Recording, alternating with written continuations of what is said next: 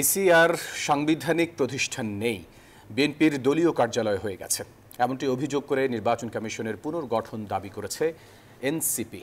দলটির মুখ্য সমন্বয়কারী নাসির উদ্দিন পাটোয়ারি বলেছেন, নির্বাচন কমিশন এখন বিএনপির হয়ে কাজ করছে। বুধবার ইসির সামনে বিক্ষোভ সমাবেশে এসব কথা বলেন তিনি। তবে কমিশন বলছে, সুষ্ঠু গ্রহণযোগ্য নির্বাচনের স্বার্থে নিরপেক্ষভাবেই কাজ করে যাচ্ছে ইসি।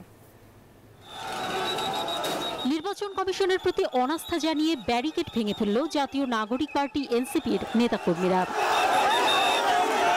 বুধবার দুপুরে রাজধানীর আগারগাঁওয়ে নির্বাচন কমিশন ভবনে প্রবেশের চেষ্টা করে তারা। এর আগে সকাল 11:30টার দিকে কমিশন ভবনের সামনে জড়ো হন দলটির সদস্যরা। তাদের দাবি, নির্বাচন কমিশন পুনর্গঠন ও জাতীয় নির্বাচনের আগে স্থানীয় সরকার নির্বাচন।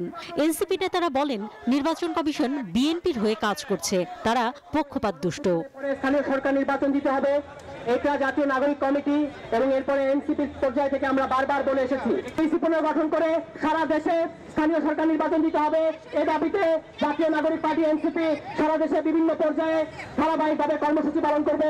এই যে ইসি গঠন করা হয়েছে আমাদের পিছনে, এটা কোনো সাংবিধানিক প্রতিষ্ঠান হিসাবে এখন এক্সিস্ট করে না।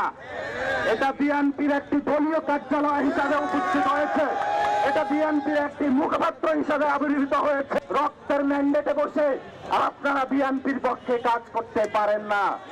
আপনারা বিএনপির কাছে নগর ভবন ছেড়ে দিতে পারেন না। তবে নির্বাচন কমিশনের সামনে এনসিপির এই বিক্ষোভ নিয়ে কোনো মন্তব্য করতে নারাজ ইসি মোহাম্মদ সানাউল্লাহ।